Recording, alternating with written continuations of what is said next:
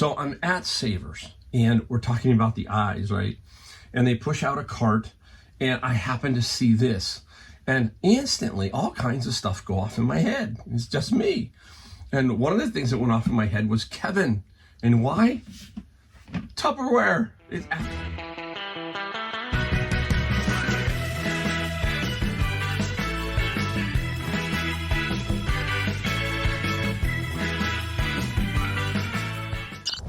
All right, hey everybody, Mike, the Golden State Picker.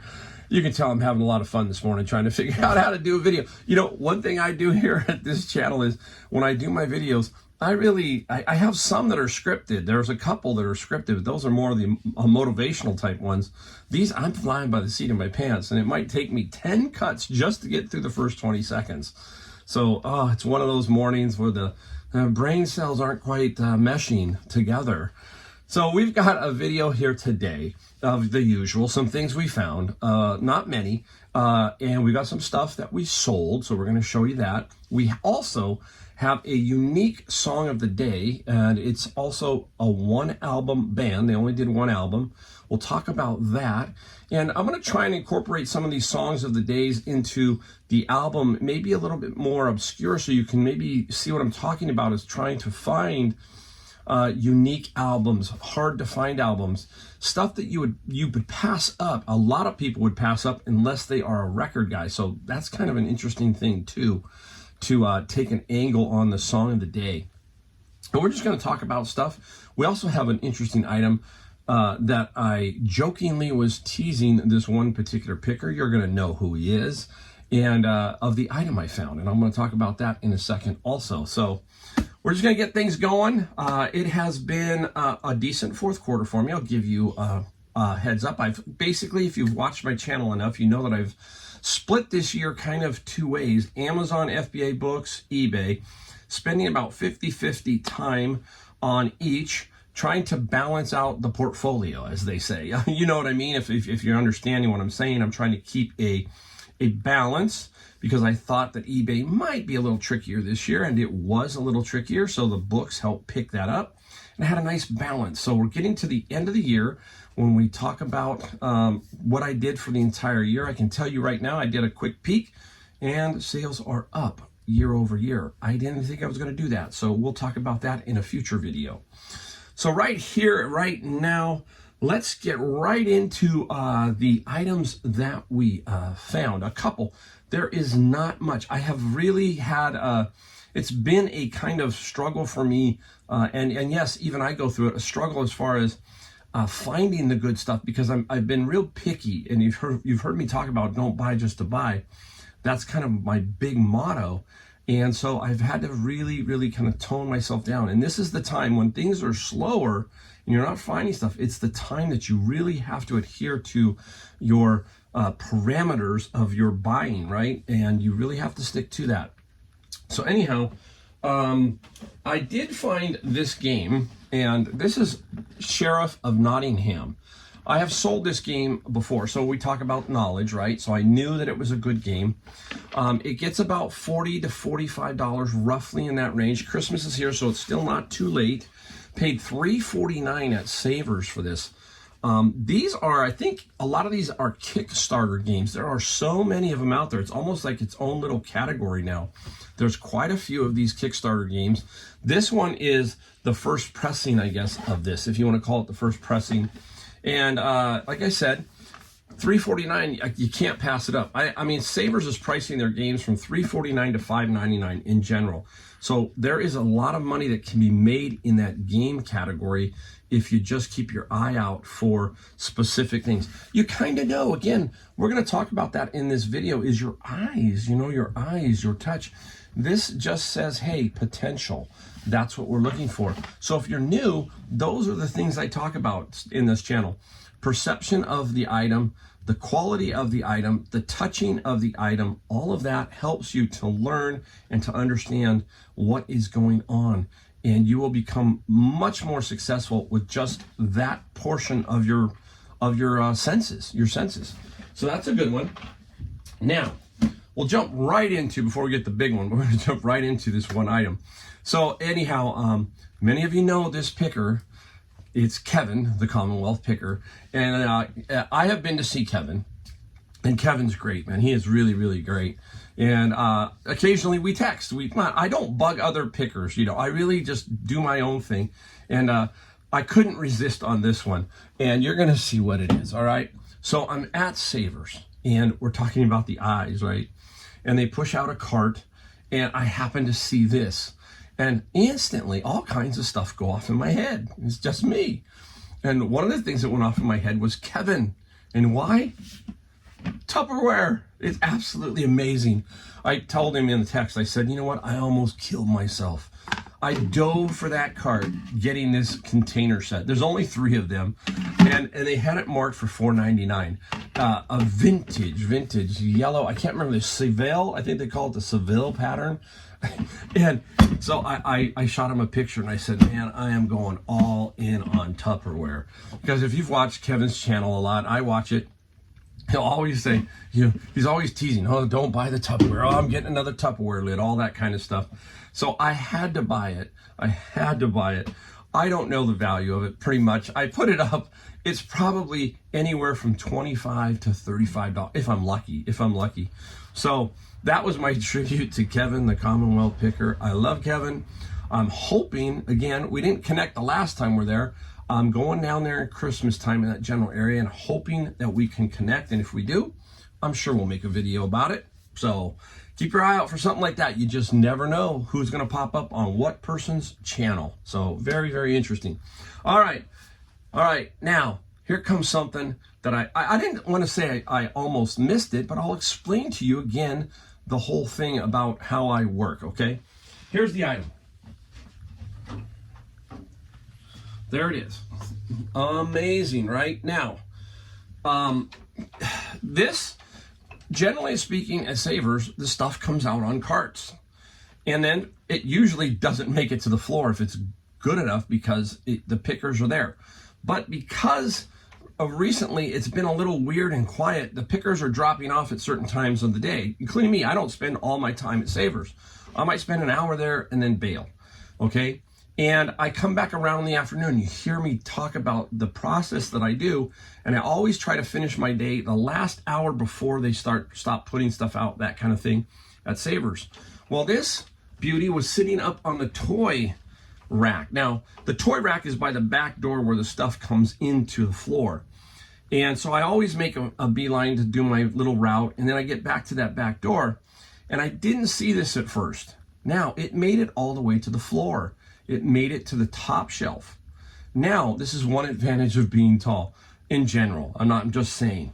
Because when you're tall, I tend to, my eyes at my eye level, so I see most of the eye level stuff first. It is important for me to tell me to look down because I'm so tall to look at the bottom row, right? That's why when you go to shopping centers, grocery stores, the little kids, a lot of the stuff is kid eye level, right? Because they'll grab it. Well, it's the same thing. You've got to learn to train your eye to go up and down, and that's hard for taller people, and it's hard for people who are shorter. It's, you know, obviously obstruction. But I looked up, and what was the first thing I said? My senses. I said, ooh, I know a little bit about RC cars. So this is Thunder King. I'm going to try and pull the top off. I want to show you. So the second sense is what? Touch.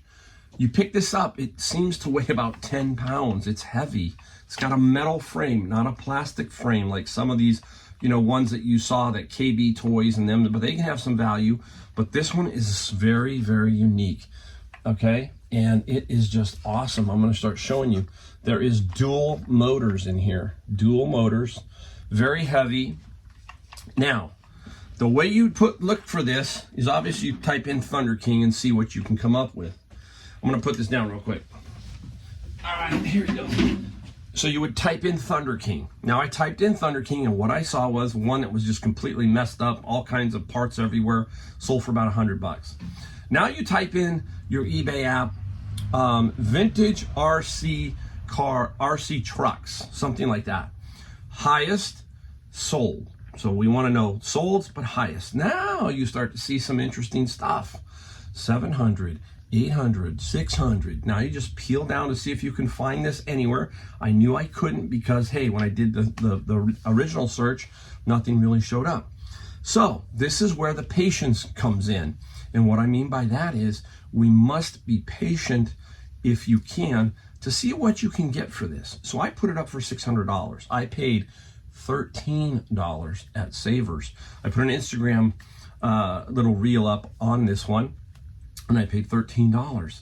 So I'm willing to take a fly here.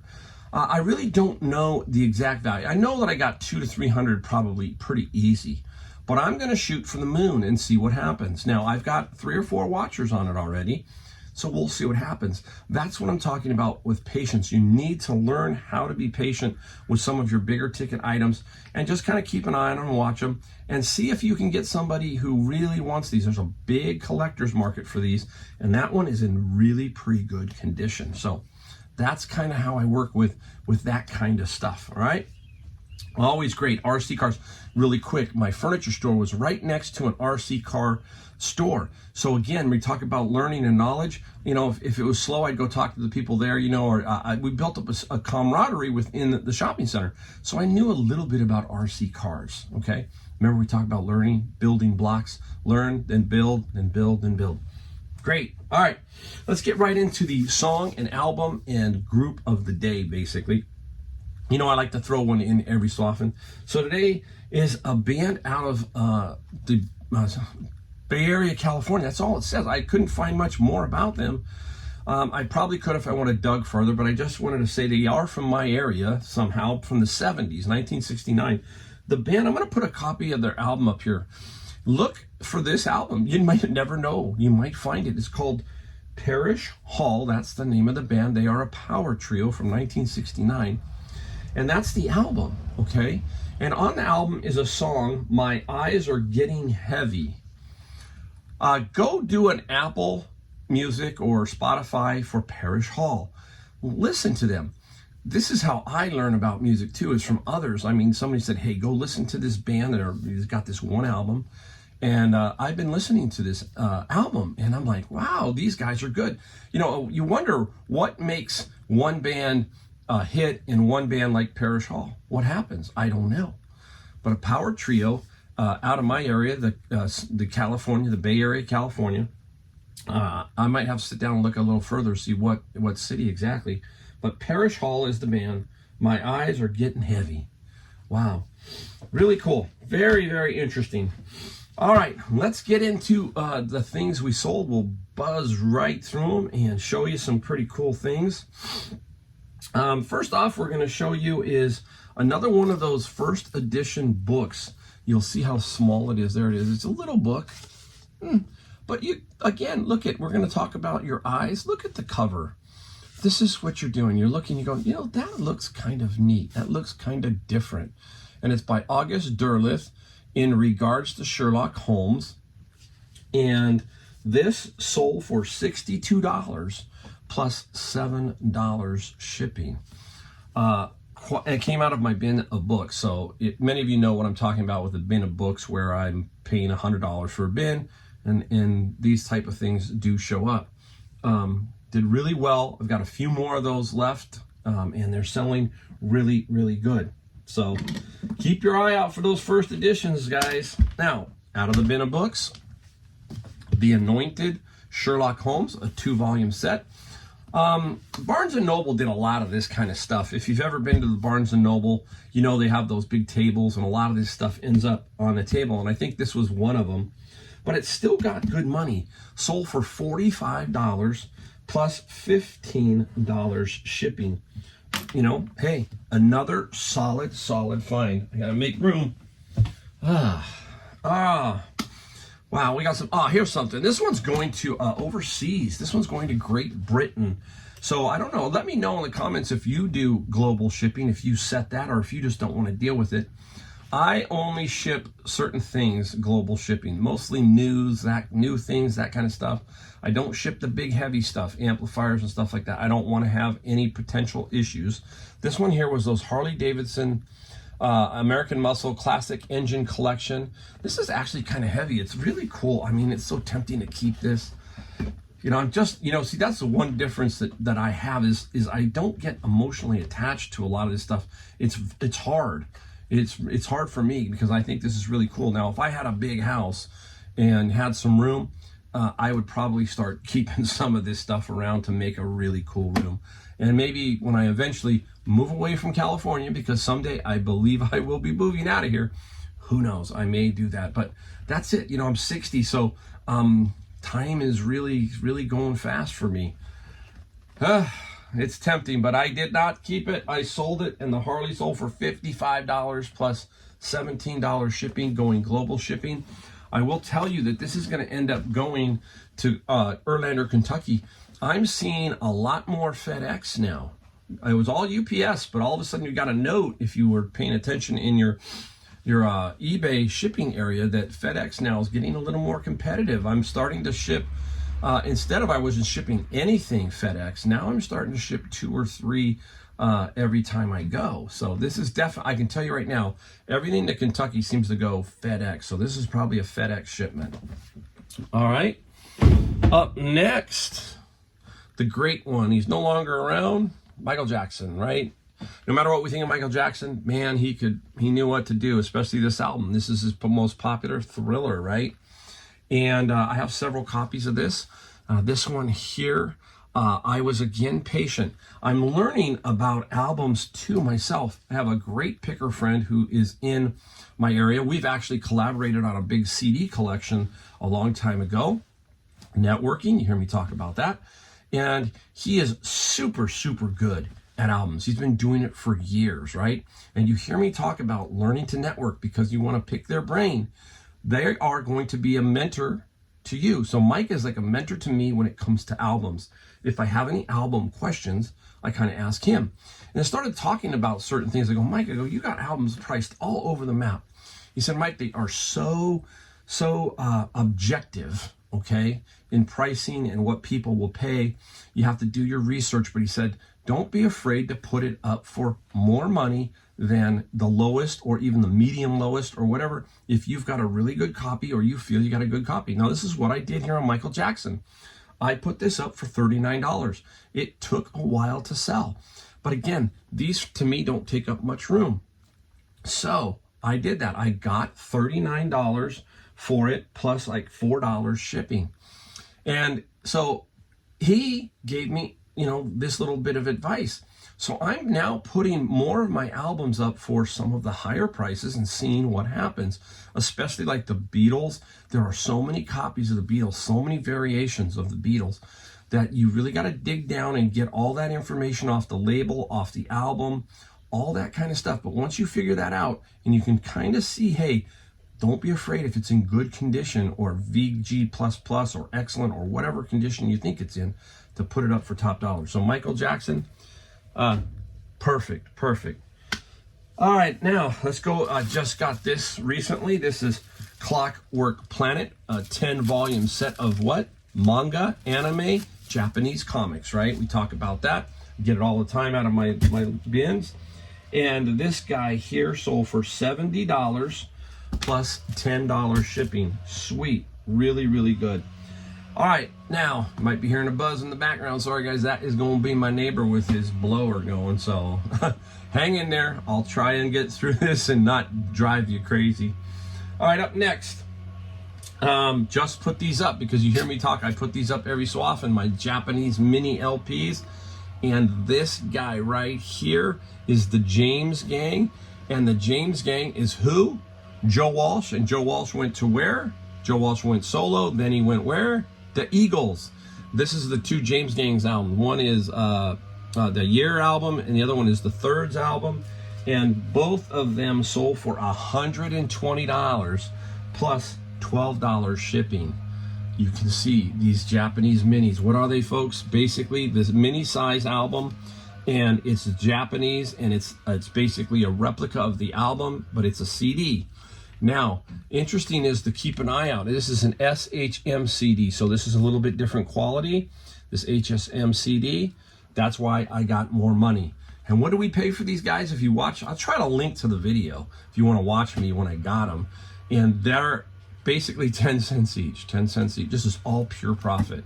I put up a whole lot of Bruce Springsteen. Now, Bruce doesn't sell well in this genre of mini LPs. It doesn't. I don't know why, but Bruce doesn't. But the James Gang, it does. So keep your eye out for those, all right? All right, guys, hey, had to shut the garage door. The noise would have just drove you nuts with the blower, so I'm back. But I also just noticed one item I want to show you. It's a small item, and then we'll finish off because we only have, I think, a couple more items to show you. But this, here, look at this, guys.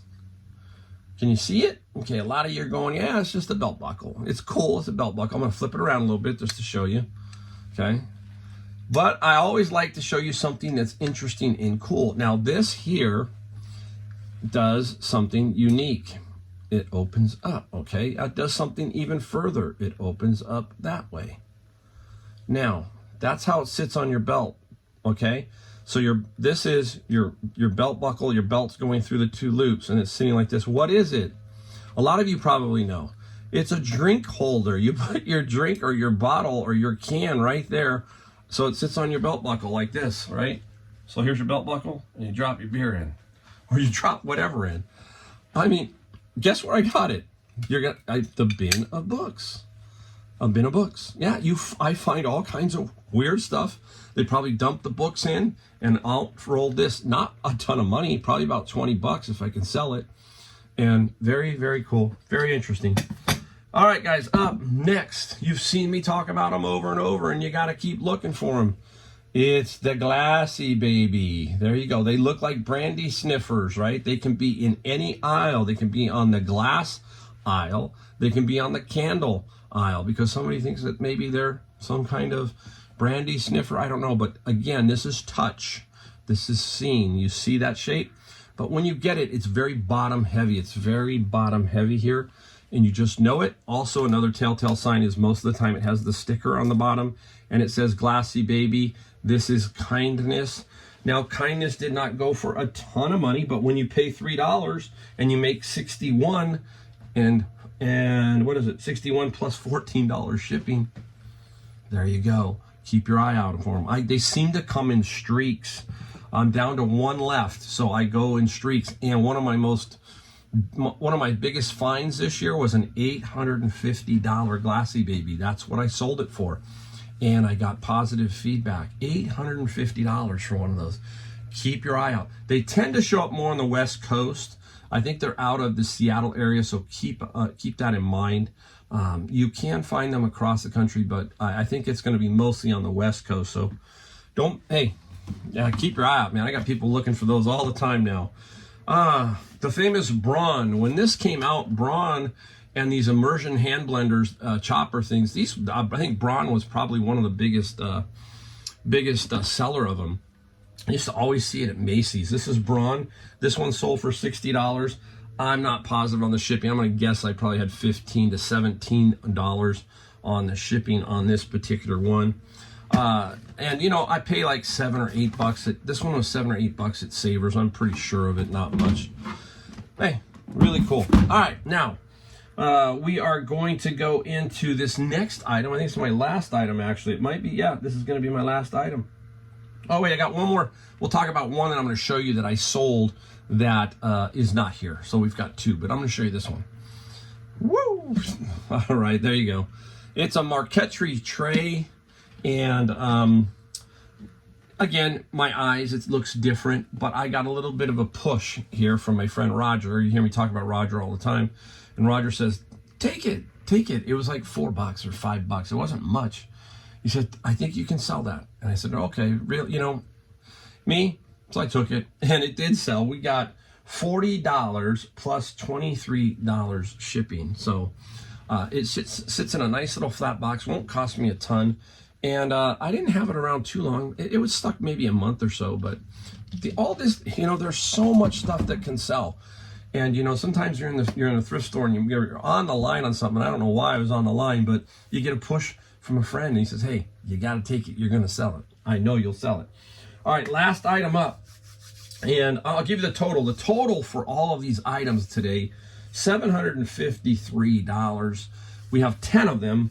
which works out to a $75 average selling price. And that's right on my number throughout the year. If you take a look, when I'm done, $75 average selling price has been my price for the entire year. So really spot on. This last item, I'm going to put it up here. It was from Savers. If you remember, I got a huge comic book lot that was priced at like $2.49 a comic, but it was Senior Tuesday, and I got the fifth one free. Every four, I got the fifth one free. It comes out to about $1.50 a comic. And this one is the first set of Dragon Ball, and we sold it for $200 plus $14 shipping. Have several other lots, have an Akira lot, have a lot of that stuff going. So, yeah. You sometimes run into this kind of stuff and you just grab it, you know, and you just buy all that comic book that's good. Not all comics, but Dragon Ball is a strong comic. Well, again, it's in that manga area, which is really, really hot. So we sold it for $200 plus $14 shipping. Grand total of $753 on this, guys. All right, there you go. Another video. Again, we thank you for watching, and we want you to come back and learn. And we do things a little different here, as you can tell. And I hope you, like I said, I hope you learn one or two things from each video and become better and make a ton of money. All right, guys, we will see you in my next video.